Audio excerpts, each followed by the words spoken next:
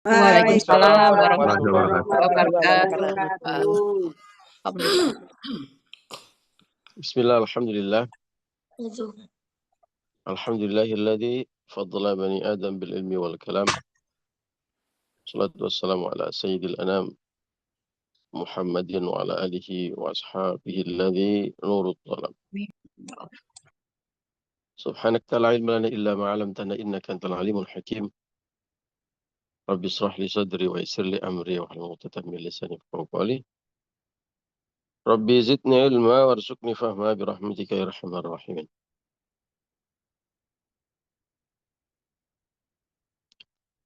لرضا الله ولشفاعة رسول الله ولكل نيتنا الصالحة. الفاتحة. أعوذ بالله من الشيطان الرجيم. بسم الله الرحمن الرحيم. Alhamdulillah. الحمد لله رب العالمين الرحمن الرحيم مالك يوم الدين. إياك نعبد وإياك نستعين اهدنا الصراط المستقيم صراط الذين أنعمت عليهم غير المغضوب عليهم ولا الضالين. رب اغفر لي ولوالدي وللمؤمنين.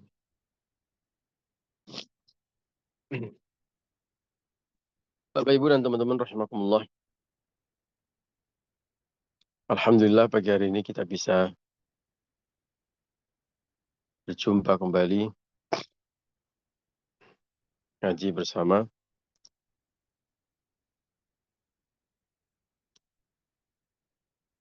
Majelis yang sangat mulia, majelis taklim,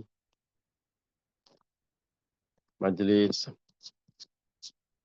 kita bisa memohon kepada Allah untuk bisa didekatkan dengan jalan surga kita dan insya Allah dimudahkan jalan rizki serta dibarokahkan usia kita. Allahumma amin ya rabbal alamin. Kita lanjut ngaji Nashaikhul Ibad. Bu Maimunah, kita ngaji sampai mana, Bu? Ya Pak Ustadz, kemarin kita sudah masuk bab 3 makalah 20. Tapi kita sudah masuk bagian wali Allah yang saling berwasiat satu sama lain. Itu baru nomor 1.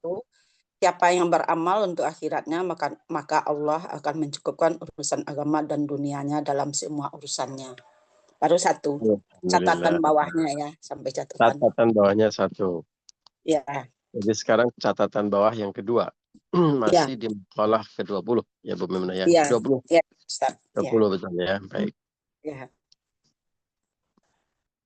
Baik, terima kasih Bu Maimunah. Sama-sama Ustaz. A'udzu billahi minasyaitonir rajim. Bismillahirrahmanirrahim.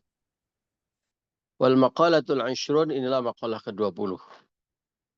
Kita baca catatan kaki dari makalah ke-20 ini. Di mana para wali Allah ini saling berwasiat di antara mereka. Kita bisa mendapatkan wasiat tersebut. Kalau sesama wali Allah berwasiat, berarti level wasiatnya ini level wasiat wali. Nah, wali itu kekasih Allah. Ini level wasiat untuk para wali. Yang mewasiati itu para wali itu sendiri. Jadi kita upgrade posisi kita. Ya. Sama kalau misalnya di dunia pekerjaan, kita mendengarkan sharing dari orang-orang sukses. Jadi meet and greet bersama Bapak Aris Winarno. Siapakah Bapak Aris Winarno? Orang hebat dari Kroya. Kita dengarkan bagaimana tips and triknya menjadi orang sukses. Nah, ini kurang lebih begitu kan. Kita kepengen jadi orang sukses seperti Pak Aris. Kita kepengen jadi orang sukses seperti Pak Faisal. Kita dengarkan tips pengalaman-pengalaman hidupnya yang membuat bisa jadi sukses. Nah, sekarang kita sedang meet and greet bersama para wali Allah. Yang saling berwasiat, saling bercerita tentang tips suksesnya. Tips sukses yang pertama kemarin sudah kita ngaji. Sekarang tips sukses yang kedua. Apa itu? Man ahsana sarirotahu. Barang siapa yang memperbagus urusan-urusan rahasianya. Loh, rahasianya kalau diperbagus maksudnya apa? Ai dhamira qalbihi. Maksudnya adalah membaguskan hati nuraninya.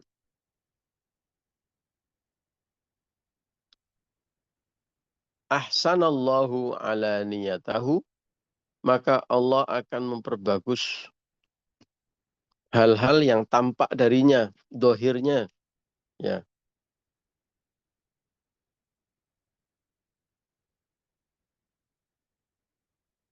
mana tadi?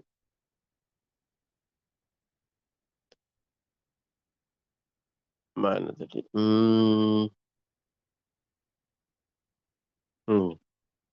Fadzahiru, maka sesungguhnya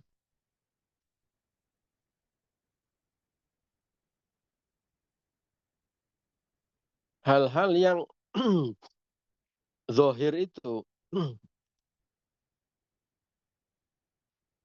ya dulu alal batil, menunjukkan kondisi batinnya. Karena hal zohir itu, hal yang tampak dari kita itu didrive, ya, diarahkan oleh kebatinan kita, ya, hati nurani kita. Jadi hati nurani kita itu menuntun kepada hal yang sifatnya bohiriyah.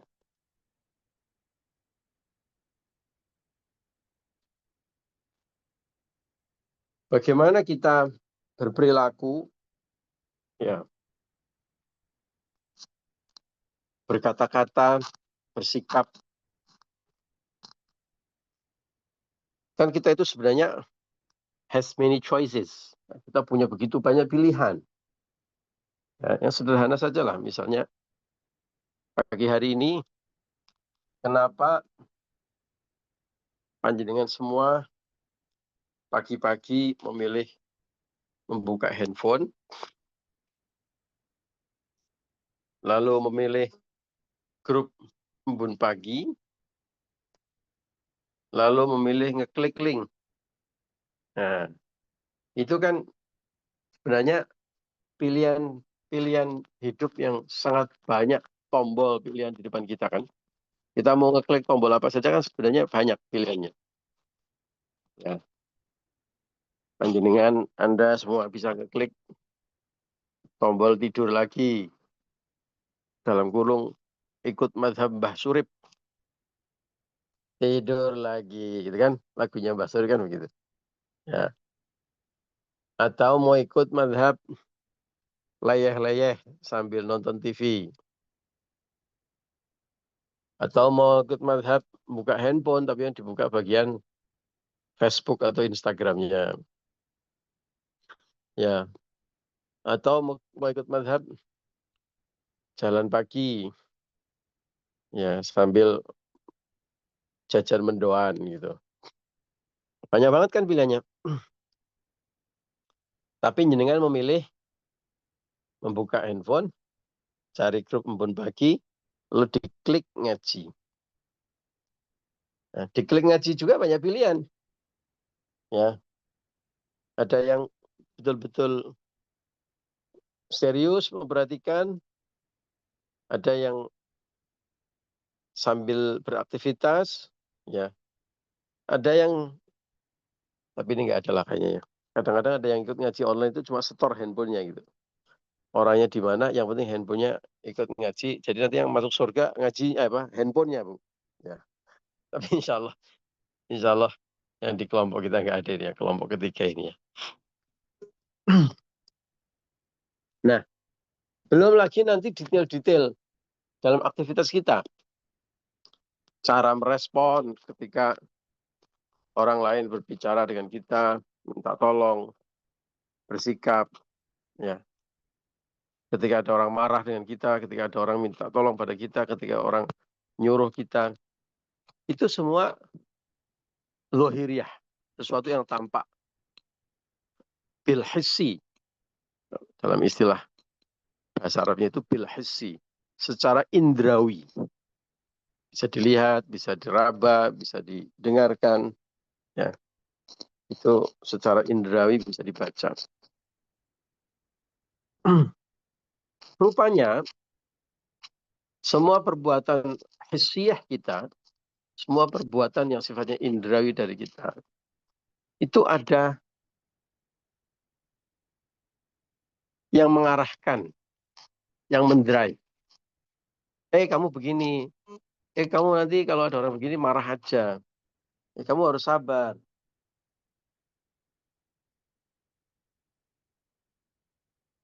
Kamu sopan sama orang tua. Ya. Pukul aja itu pukul. Itu ada yang mendrive-nya, ada yang mengarahkan, ada sopirnya. Siapakah sopirnya? Sopirnya adalah hati nurani. Nah, saya mulai ketemu ini. Yang mengarahkan semua adalah hati nurani. Jadi kalau kita mau bagus, akhlakul karimah kita, akhlaknya kita, hal-hal yang kita lakukan, perbuatan, ucapan, pikiran, itu ya gampang. Ya perbaiki supirnya itu. Ya, hati nuraninya itu diperbaiki. Apa sih hati nurani? Kenapa bisa diperbaiki? Ya, hati nurani itu hakikatnya adalah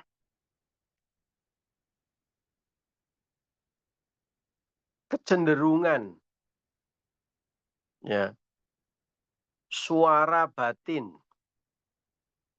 yang mengarahkan manusia, membimbing manusia, ya, mendukung, mendorong manusia untuk berbuat baik, untuk pada relnya, ya, untuk pada hakikat manusia yang sesungguhnya. Apa itu hakikat manusia yang sesungguhnya? Laqad khalaqnal insana fi ahsani taqwim. Bahwa sesungguhnya Allah menciptakan manusia sebagai insan, sebagai manusia, sebagai makhluk fi ahsani taqwim, dalam bentuk terbaiknya. Ya. Jadi manusia itu dari sononya itu paketnya itu paket bagus, Bu. Ya, paket yang keren. Paket yang bahkan lebih tinggi daripada malaikat. Coba bayangin. Kenapa? Karena malaikat nggak punya kehendak. Malaikat itu hanya menjalankan perintah Allah saja. Ya, manusia punya kehendak. Bayangkan dengan malaikat pun lebih mulia manusia, Bapak Ibu. Ya. Dan perangkat untuk menjadikan manusia sebagai makhluk yang terbaik fi ahsani taqwim itu yang disebut dengan hati nurani. Ya. Dalam Al-Quran disebutkan afidah. Salah satunya adalah afidah. Ya, hati nurani. Nah, hati nurani ini yang menjaga manusia dalam hal kebaikan, yang membisiki manusia. Yang kalau kira-kira ada mau serong-serong sedikit, nakal-nakal, dijewer sama hati nurani. Jangan. Itu nggak benar. Ya. Bayangkan betapa dahsyatnya manusia kalau hati nuraninya itu terang benderang dan kuat. Maka dia akan menerangi hidup kita. Yang nggak akan terprosok ke sana sini. Nggak akan maksiat. Ya. Nggak akan berbuat jahat. Karena diingatin terus sama hati nurani, nggak boleh, itu dosa loh. Kamu nggak malu sama Allah. Kamu nggak malu sama manusia lain. Kanjeng Nabi nggak begitu loh. Nah, ini kalau kanjeng Nabi itu begini sunnahnya. Ayo kamu ikuti. Gitu Bu, ya hati nurani Bu. Ya, asik kan kalau kita punya hati nurani yang kuat, terang benderang. Ya, jernih. Ya. Jadi hati nurani itu adalah sumber bimbingan Allah kepada kita dalam perbuatan kita sehari-hari. Ya. Menjadi cahaya yang menerangi kehidupan kita. Menjadi kompas. Ya, menjadi Google Map yang mengarahkan. Kamu ke sana kiri, berhenti, kanan, kiri, lurus, naik, turun. Sehingga manusia yang punya potensi kebaikan dan keburukan, ya, kalau hati nuraninya itu terang benderang, bersih, jernih, kuat sinyalnya, maka akan terus diarahkan untuk lebih kuat ke arah kebaikannya. Ya. Jadi Allah memberikan hidayah atau petunjuk kepada manusia ditangkap ya oleh radar yang sangat tinggi hati nurani itu, ya. Semakin tinggi radarnya, semakin kuat sinyalnya. Ini kayak tower gitu ya. Ada tower yang memancarkan sinyal, itulah hidayah dari Allah.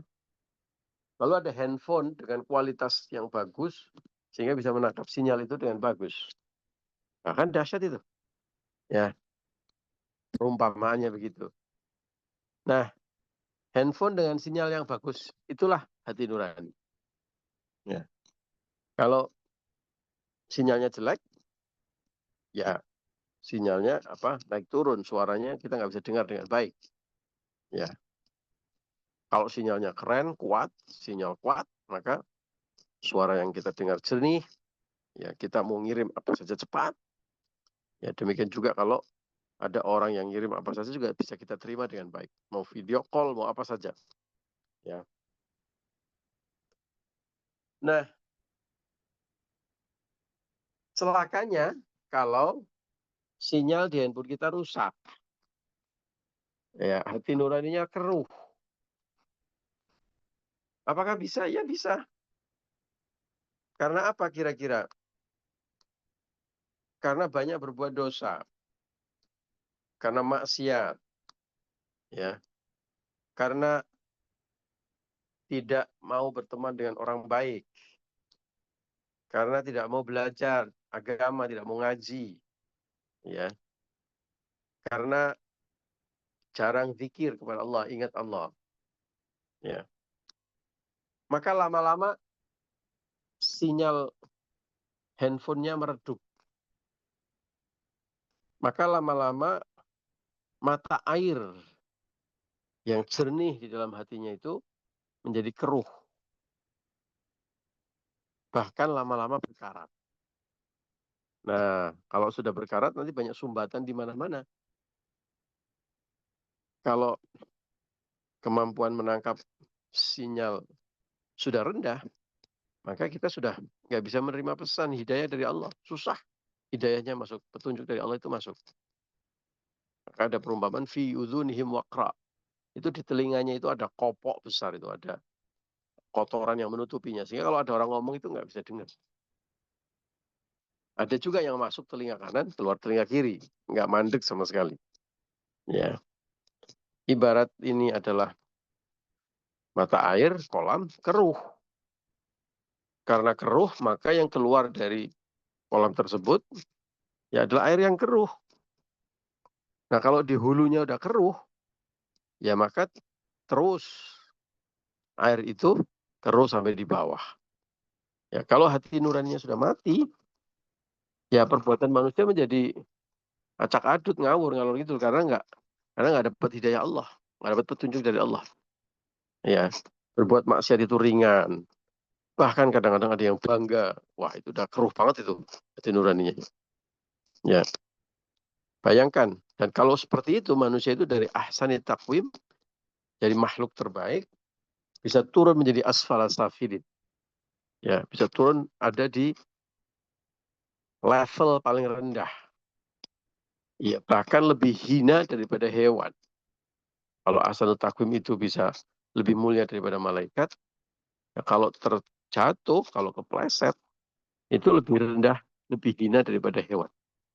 Kenapa? Hewan itu kalau ngambil hak orang lain, itu masih takut-takut loh. Masih merasa nggak enak loh. Ya, coba lihat kucing itu, Anda kasih makan secara halal dan thayyib gitu ya. Anda bawa makanan lalu dibagi gitu. Dengan kucing yang makan ikan asin di atas meja makan, gesturnya itu beda, Bu. Ya, bahasa tubuhnya itu beda. Ya, kalau kucing dikasih makan apa makanan kucing itu mereknya apa gitu. Nah, pasti dia akan duduk manis, makan dengan tenang, tidak pakai tolah-tolah, ya kan? Tapi begitu dia lapar, dia lihat ada ikan asin di atas meja, dia mengendap-endap gitu ya. Terus dia makan dengan celingak-celinguk, lihat kanan kiri ngalor ngidul gitu. Nanti begitu ada suara orang buka pintu, langsung lari dia. Ya kan?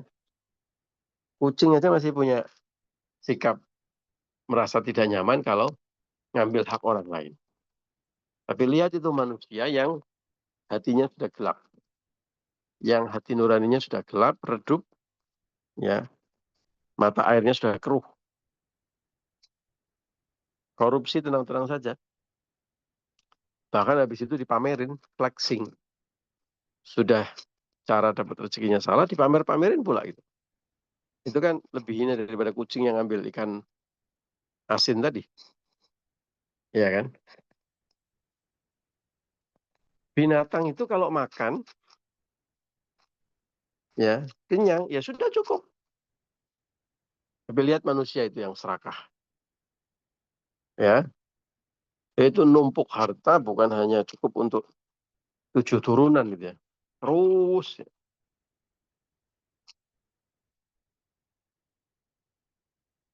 Binatang itu kalau membunuh binatang yang lain, ya sejahat-jahatnya ya sudah dibunuh aja, nggak pakai mutilasi gitu ya.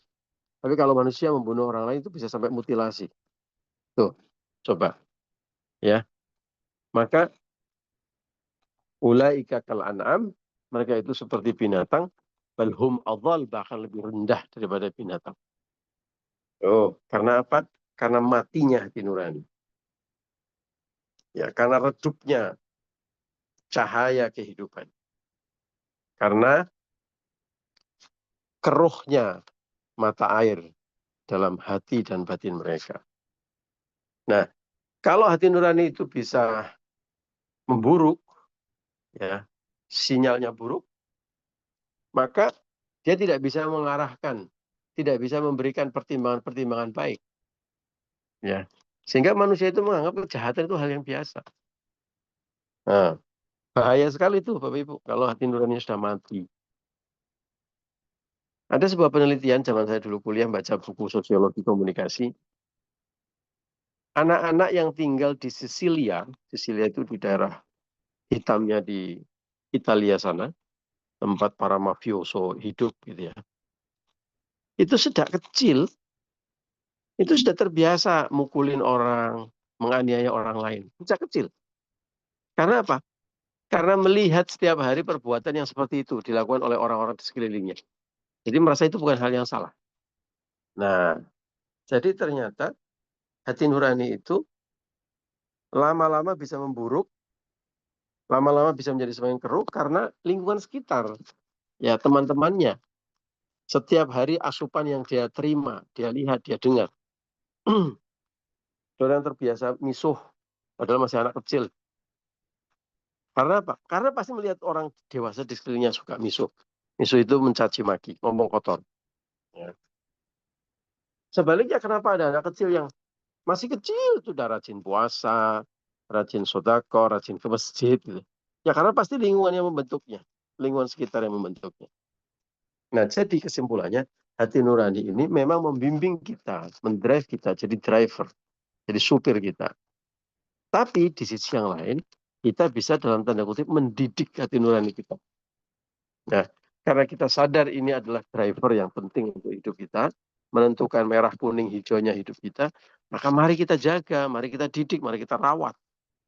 Nah, supirnya diajarin dulu biar dapat SIM yang bagus, biar nanti nyupirnya nggak ugal-ugalan.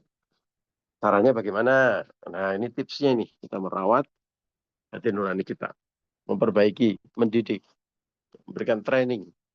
Satu, tentu banyak berzikir kepada Allah. Ya, berzikir baik secara lisan maupun secara hati nurani kita. Hati kita berzikir artinya ingat kepada Allah. Yang kedua yang penting banget Bapak Ibu, berteman dengan orang-orang solih dan orang-orang baik. Maka saya bersyukur sekali. Itu sering bangun malam itu ingat teman-teman di embun pagi ini, Masya Allah, saya itu salah satu kado terindah dalam hidup saya adalah kenal dekat sama panjenengan semuanya. Ya, pentingnya berteman dengan orang soleh. Berarti sebaliknya kalau kita menjaga hati nurani, jauhi orang-orang yang kira-kira akan memberikan pengaruh buruk kepada kita. Ternyata dia suka begini. Ya, pelan-pelan dijauhi. Ya, tetap disapa sebagai umumnya manusia, tapi nggak perlu dekat-dekat. Karena teman menunjukkan nanti akan mengarahkan siapa kita yang sesungguhnya. Yang ketiga juga yang tidak kalah pentingnya adalah ya banyak-banyak belajar, ngaji. Ya, makanya salah satu fadilah ngaji ini adalah membersihkan atau tazkiyatun nafs. Ya, mensucikan atau membersihkan diri kita. Ya. Karena dengan ngaji kita menjadi tahu mana yang baik dan mana yang buruk. Ya, pengetahuan itu nanti akan ikut membersihkan hati nurani kita. Kalau hati nurani kita bersih, maka dia akan membimbing kita dalam kebaikan-kebaikan. Sinyalnya kuat. Ya. Kalau hati nuraninya keruh, sinyalnya akan rendah, bahkan nanti bisa salah sasaran. Ya, salah tujuan. Karena kompasnya itu error. Gitu. Nah, maka dari itu Bapak Ibu bersyukur kita punya teman-teman hebat, soleh-soleh seperti antum semuanya. Insya Allah kita juga bisa ngaji, ya. Maka mudah-mudahan ini mengawal, ya, menjaga, merawat, bahkan menaikkan kualitas hati nurani kita yang bisa membimbing kita dalam kebaikan-kebaikan. Allahumma amin ya rabbal alamin. Amin. Demikian Bapak Ibu ngaji kita pagi hari ini. Terima kasih untuk kebersamaannya.